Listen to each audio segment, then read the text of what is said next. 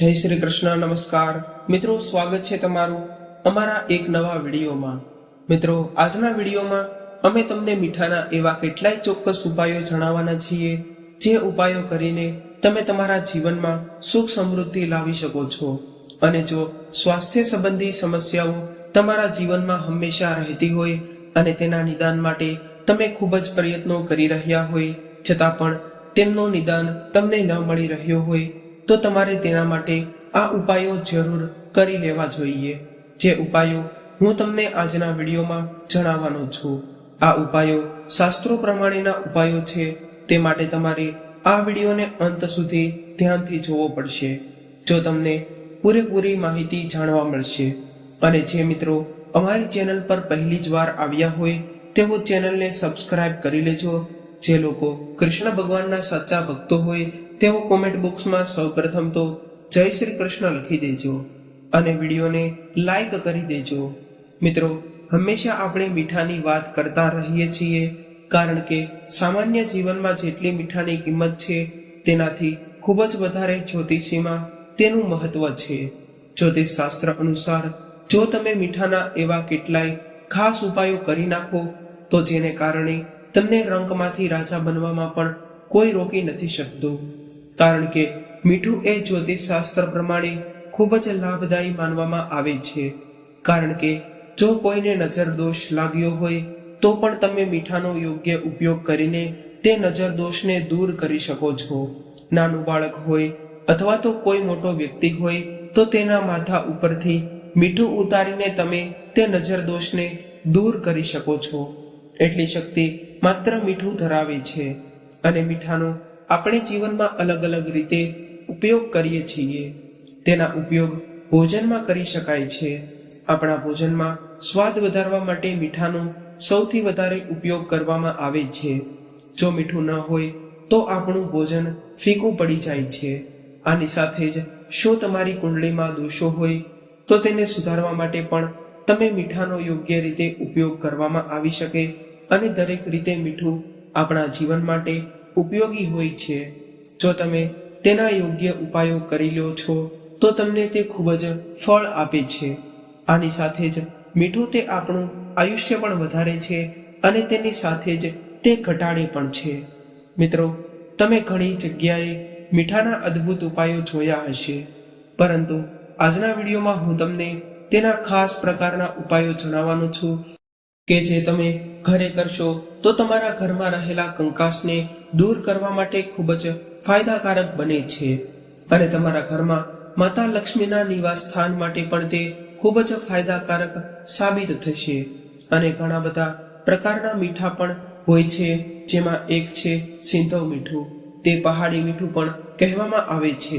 તે પહાડમાંથી મળે છે, તે માટે તેને પહાડી મીઠું તરીકે પણ ઓળખવામાં આવે છે. અને બીજું મીઠું તે સમુદ્રી મીઠું હોય છે. તેને કાળું મીઠું પણ કહેવામાં આવે છે. એટલે કે તમારા ઘરમાં તે તમે લોકો સંચળ પણ કહેતા હશો. અને આની સાથે જ સામાન્ય આખું મીઠું પણ જોવા મળે છે. અને આની સાથે આ મીઠાનો આપણે અલગ અલગ રીતે ઉપયોગ કરીને આપણા જીવનની મુશ્કેલીઓને દૂર કરી શકીએ છીએ. અને આ મીઠાનો યોગ્ય રીતે આપણે આપણા ઘરમાં સુખ સમૃદ્ધિનો નિવાસ કરાવી શકીએ છીએ અને ઘરમાં સુખ સમૃદ્ધિને લાવી શકીએ છીએ. અને કહેવાય છે કે જો કુંડળીમાં ચંદ્ર નબળો હોય તો તમારે ખાવા માટે, એટલે કે જ્યારે તમે ભોજન બનાવો છો તે મીઠામાં તમારે સમુદ્રી મીઠું અથવા તો સાદા મીઠાનો ઉપયોગ ન કરવો જોઈએ, પરંતુ તેના અથવામાં તમે સિંધવ મીઠાનો ઉપયોગ કરી શકો છો. કારણ કે તે તમારા ચંદ્રમાને બળવાન બનાવવામાં તે ખૂબ જ મદદ કરે છે. અને જો તમારો ચંદ્ર નબળો હોય તો તમારે મીઠાનો ઉપયોગ કરવો જોઈએ. અને જો તમે સિંધવ મીઠું ખાવા માટે ઉપયોગ કરો છો તો તેને કારણે તમને બ્લડ પ્રેશરની બીમારીથી પણ તમે સુરક્ષિત રહો છો. અને આની સાથે જ ઘરના કોઈ પણ ખૂણામાં કાચના વાસણમાં થોડું મીઠું ભરીને રાખવું જોઈએ. તેનાથી ઘરમાં સકારાત્મક ઉર્જાનો સંચાર થાય છે અને એની સાથે જ તમારા ઘરમાં બધી જ નકારાત્મકતાને તે દૂર કરી નાખે છે. જો તમારા ઘરમાં કોઈ ખરાબ નકારાત્મક શક્તિઓ છે અને તમને ખરાબ વિચારો આવે છે તો તેના સમાધાન માટે તમે મીઠાને એક ખૂણામાં રાખી શકો છો. તેને તમારે કાચના વાસણમાં રાખવાનું છે. મીઠાને આમ તો આપણે ચંદ્રમા અને શુક્રનું પ્રતિનિધિ માનીએ છીએ અને સાથે સાથે તે રાહુ દોષને પણ માનવામાં આવે છે. એટલા માટે મીઠાને કેવી રીતે રાખવું, એ આપણા ઘરમાં મીઠાને કેવી રીતે રાખવું જોઈએ તે આપણા માટે જાણવું ખૂબ જ જરૂરી છે. આપણે કોઈ પણ મસાલાના ડબ્બામાં મીઠું રાખીએ છીએ, પરંતુ સ્ટીલના ડબ્બામાં, લોખંડના ડબ્બામાં, પ્લાસ્ટિકના ડબ્બામાં વગેરે જેવા ડબ્બામાં તમારે મીઠું ન રાખવું જોઈએ.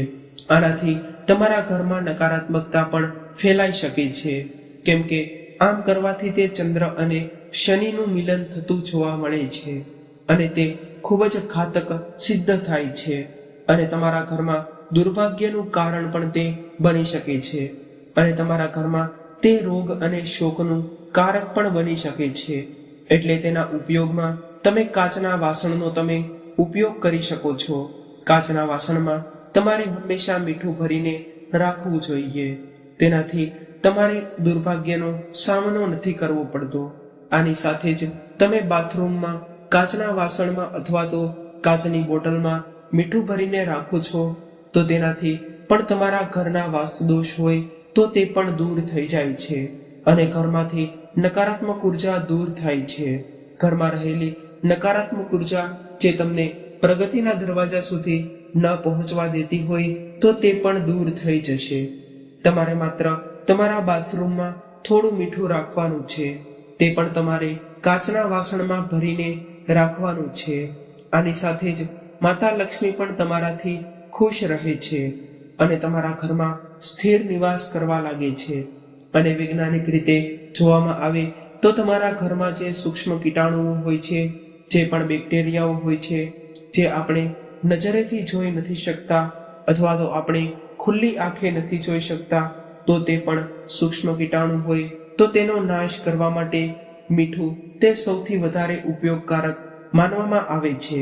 કારણ કે જો તમે મીઠાને ઘરમાં રાખો છો તો જે સૂક્ષ્મ કીટાણુ હોય છે તે નષ્ટ પામે છે અથવા તો કીટાણુઓનો નાશ થતો જોવા મળે છે. તે માટે તમારે તમારા ઘરમાં થોડું મીઠું રાખવું જોઈએ અને તે મીઠાને તમારે કાચના વાસણમાં ભરીને રાખવું જોઈએ.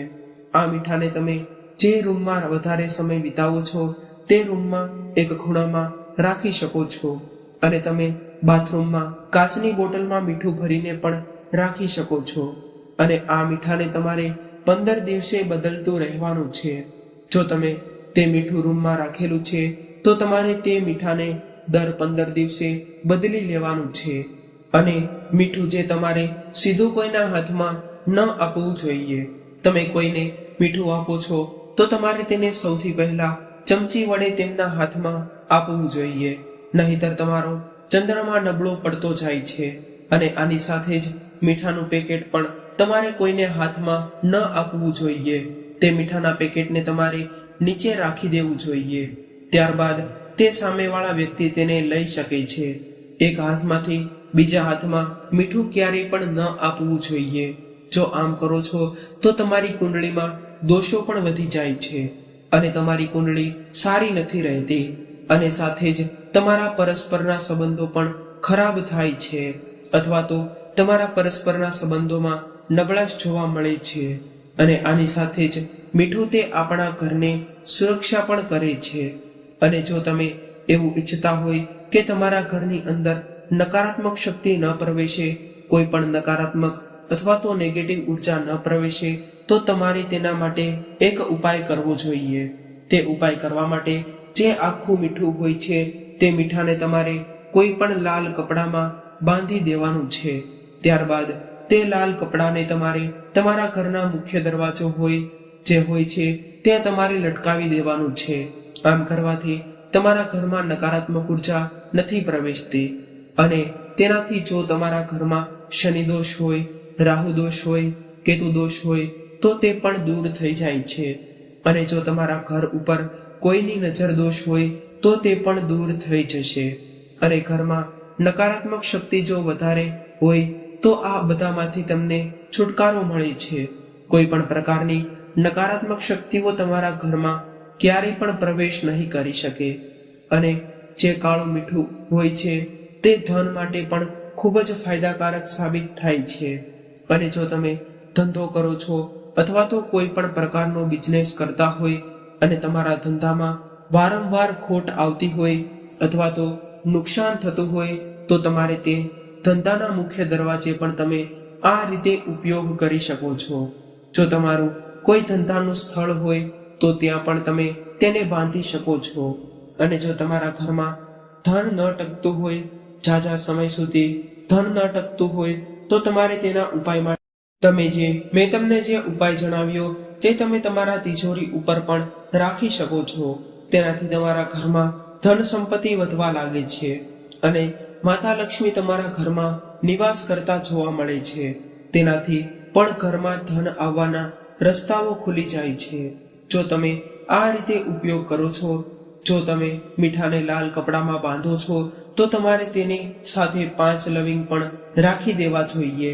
તેનાથી ઘરમાં રહેલી નકારાત્મકતા ઘરની બહાર નીકળી જશે અને આની સાથે જ તેનાથી ધનની આવક પણ શરૂ થઈ જશે અને ઘરમાં પૈસાની બરકત થવા લાગે છે.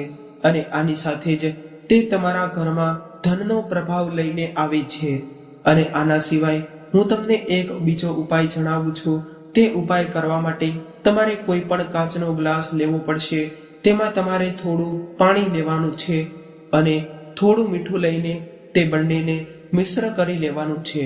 અને ત્યારબાદ તમારે તે ઘરના નેતૃત્વ ખૂણામાં રાખી દેવાનું છે. ત્યારબાદ તેની પાછળ તમે લાલ રંગનો બલ્બ પણ પ્રકાશિત કરી શકો છો. અને જ્યારે તે ગ્લાસ સુકાઈ જાય ત્યારે તમારે તે ગ્લાસને ફરીવાર ધોઈને તેમાં ફરીથી પાણી અને મીઠું મેળવી દેવાનું છે. આમ કરવાથી ઘરમાં રહેલી નકારાત્મક ઉર્જા દૂર થઈ જશે. અને જો તમારા ઘરમાં વારંવાર બીમાર રહેતું હોય તો તે પણ બીમારી દૂર થઈ જશે. અને જો તમને તે બીમારીનો ઈલાજ ન મળી રહ્યો હોય તો તે પણ બીમારી જડથી ખતમ થઈ જાય છે. અને જ્યારે પણ તમે ઘરમાં પોતા મારો છો, જ્યારે પણ તમે ઘરની સાફ સફાઈ કરો છો ત્યારે તે પાણીમાં તમારે જરૂરથી 1 ચપટી મીઠું નાખી દેવાનું છે. તેનાથી ઘરમાં રહેલી નકારાત્મક ઉર્જા દૂર થઈ જશે. અને જો વૈજ્ઞાનિક રીતે જોવામાં આવે તો તમારા ઘરમાં રહેલા સૂક્ષ્મ કીટાણુ, બેક્ટેરિયાઓ તે પણ નાશ પામે છે. અને આની સાથે જો તમે આ ઉપાયો કરો છો તો તમારા ઘરની દરિદ્રતા હોય તે પણ દૂર થઈ જશે. અને અઠવાડિયામાં તે 2 થી 3 વાર મીઠાવાળા પાણીથી પોતા જરૂર મારવા જોઈએ. તમારે ગુરુવારે મીઠાવાળા પાણીથી પોતા ન મારવા જોઈએ, કારણ કે તેનાથી ગુરુ ગ્રહ નબળો પડે છે. તમે કોઈ પણ વારે મીઠાથી પોતા મારી શકો છો. પાણીમાં થોડું મીઠું ભેળવીને તેનાથી પોતા મારવા જોઈએ. અને માત્ર ગુરુવારના દિવસે જ આ કાર્ય કરવું ન જોઈએ. મિત્રો, મીઠાને પ્રાચીન સમયથી બાળકોની નજર ઉતારવા માટે ઉપયોગ લેવામાં આવે છે. કહેવાય છે કે 1 ચપટી મીઠું તમારે બાળકોના માથા ઉપરથી ઉતારીને પાણીમાં વહેડાવી દેવું જોઈએ. તેનાથી જો તમારા બાળક ઉપર કોઈ પણ ખરાબ નજર હશે, નજર દોષ હોય છે તો તે પણ દૂર થઈ જશે. બીજો ઉપાય પણ કરી શકો છો. તે ઉપાય કરવા માટે તમારે 7 દાણા રાઈના, 7 મરચાં, 7 દાણા મીઠાના, એટલે કે આખા મીઠાના તમારે 7 દાણા તમે લઈ શકો છો. ત્યારબાદ જેના ઉપર નજર દોષ હોય તો તેના માથેથી તમારે, તમારી મોટી ઉંમરના વ્યક્તિ ઉપર પણ નજર દોષ હોય તો તેના માથેથી તમારે 7 વાર ઉતારી લેવાનું છે. ત્યારબાદ જેના પર નજર દોષ હોય, જો કોઈ મોટી ઉંમરના વ્યક્તિ ઉપર પણ નજર દોષ હોય તો તેના માથેથી તમારે 7 વાર ઉતારીને, જેવી રીતે ઘડિયાળ ફરે છે તે રીતે તમારે ઉતારીને જો તેને બાળી શકો છો તો તમારે તેને બાળી દેવાના છે. આમ કરવાથી જે વ્યક્તિ ઉપર નજર દોષ હોય તો તે નાબૂદ થઈ જશે. અને જો તમે આની સાથે જ એમ ઈચ્છતા હોય કે નજર દોષ જલ્દીથી પૂરો થઈ જાય તો તમારે આ ઉપાય કરતી વખતે ડાબા હાથનો વધારે ઉપયોગ કરવો જોઈએ. એટલે કે તમે જ્યારે ઉતારો છો તે સમયે તમારા ડાબા હાથથી તમારે ઉતારવું જોઈએ. અને નજર ઉતારતા સમયે એ વાતનું પણ તમારે ખાસ ધ્યાન રાખવું જોઈએ કે જેના ઉપરથી તમે નજર લાગી હોય તો તેના ઉપરથી તમારે ઉતારતા સમયે હંમેશા તેનાથી મોટી ઉંમરના વ્યક્તિએ જ નજર ઉતારવી જોઈએ. જો તેનાથી તે નજર સફળતાપૂર્વક ઉતરી જાય છે અને જો નાની ઉંમરના વ્યક્તિ કોઈ મોટી ઉંમરના વ્યક્તિ ઉપરથી નજર ઉતારતા હોય તો તેના માથેથી તમારે વધારે પડતી પોઝિટિવિટી હોવી જોઈએ, તો તે નજર ઉતરે છે. અને આની સાથે જ તે નાની ઉંમરના વ્યક્તિ પણ ભગવાનની સાથે જોડાયેલા હોવા જોઈએ. ત્યારે તે તમે નાની ઉંમરના વ્યક્તિવાળા ઉપરથી નજર ઉતારાવી શકો છો. અને જો કોઈ બાળકને ખૂબ જ વધારે નજર દોષ લાગી ગયો હોય તો તેના ઉપાય માટે તમે રાઈ અને ડુંગળીના ફોતરા લઈ શકો છો અને આની સાથે મીઠું પણ લઈ લ્યો. અને આ બધી વસ્તુઓને બાળકો ઉપરથી 7 વાર ઉતારીને કોઈ પણ જગ્યાએ તાપ હોય અથવા તો ગાયના છાણા સળગાવેલા હોય તો તેના પણ તમારે તેને ફેંકી દેવું જોઈએ. અને તેનાથી તરત જ નજર દોષનો પ્રભાવ ઓછો થવા લાગે છે. અને તમે કંઈ પણ ન કરી શકો તો તમારે 1 મુઠ્ઠી મીઠું લઈ લેવાનું છે. ત્યારબાદ તમારા માથા ઉપરથી તમારે 3 વાર ઊંધી દિશામાં ફેરવતા તમારે તમારા ઘરના દરવાજેથી તેને બહાર ફેંકી દેવાનું છે. અથવા તો તે મીઠાને તમે પાણીમાં પણ પધરાવી શકો છો, કેમ કે મીઠાને પગ ન લગાડવો જોઈએ અને દરવાજાની બહાર ફેંકવાથી તેને પણ પગ લાગી શકે છે. એટલે પાણીમાં પધરાવવું તે સૌથી સારું રહે છે. કોઈ પણ બાળકને સોમવારના દિવસે પાણીમાં મીઠું નાખીને સ્નાન કરાવવું જોઈએ. દર સોમવારે તમે આ ઉપાય કરી શકો છો અને તે ખૂબ જ સારું રહે છે. અને જો બાળક વારંવાર નજર દોષ લાગતો હોય તો તે પણ ઓછો થઈ જાય છે. અને જો વૈજ્ઞાનિક રીતે જોવામાં આવે તો વારંવાર જો બીમારીઓ આવતી હોય, તમારા બાળકને વારંવાર બીમારી થતી હોય તો તે પણ ઓછી થઈ જાય છે, તો પણ તમારે તે સારું ગણાય છે. આની સાથે જ એલર્જી સંબંધિત બીમારીઓ નથી થતી. અને જો તમને આખા દિવસ દરમિયાન વધારે ટેન્શન રહેતું હોય તો તેના માટે તમારે રાત્રે સૂતા પહેલા પાણીમાં થોડું 1 ચપટી જેટલું મીઠું નાખી દેવાનું છે. ત્યારબાદ તમારે તે પાણીથી પગ અને હાથ મોં ધોઈ લેવાનું છે અને તેનાથી તમારું ટેન્શન ઓછું થઈ જાય છે. અને જો તમે આખા દિવસ દરમિયાન થાકી ગયા હોય તો તે પણ થાક દૂર થઈ જાય છે. અને આનાથી તમારા મનનો તણાવ પણ દૂર થઈ જશે અને એની સાથે જ ઊંઘ પણ સારી આવે છે.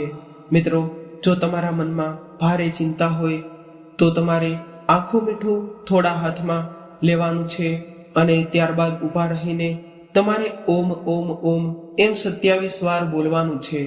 અને જ્યારે તમે આ ઉપાય કરો છો ત્યારે તમારે ધ્યાન રાખવાનું છે કે તમારા બંને હાથમાં તમારે મીઠું લેવું પડશે. અને ત્યારબાદ તમારે વહેતા પાણીમાં, એટલે કે જો તમે નળમાં મીઠાને વહેડાવી દો છો તો તે મીઠાને તમારે ગમે ત્યાં ફેંકવાનું નથી.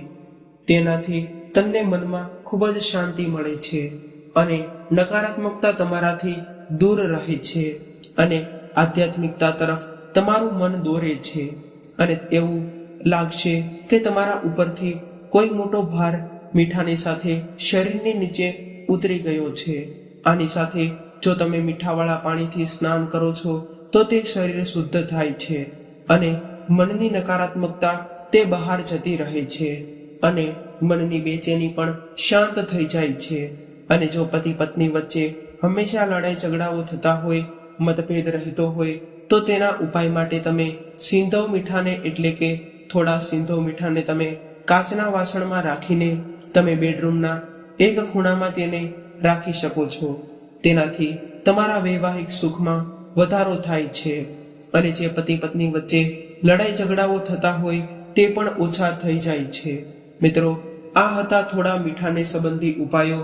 જો તમે આવા ઉપાયો કરો છો તો તમારા જીવનમાં જરૂરથી સુખ, શાંતિ અને સમૃદ્ધિ આવે છે અને તમારા જીવનમાંથી તમે નકારાત્મક શક્તિને દૂર કરી શકો છો. તો મિત્રો, આ સાથે આપણો આજનો વિડીયો અહીં પૂર્ણ કરીએ છીએ. જો તમને આ વિડીયો અને આ માહિતી પસંદ આવી હોય તો અમારી ચેનલને જરૂરથી સબસ્ક્રાઇબ કરી લેજો, તમારા મિત્રો સાથે શેર કરી દેજો અને હજુ સુધી લાઈક ન કર્યો હોય તો લાઈક પણ કરી દેજો. જે લોકો કૃષ્ણ ભગવાનના સાચા ભક્તો હોય તેઓ કોમેન્ટ બોક્સમાં જય શ્રી કૃષ્ણ લખી દેજો ફરી મળીશું એક નવા વિડીયો સાથે. ત્યાં સુધી સૌને મારા રાધે રાધે.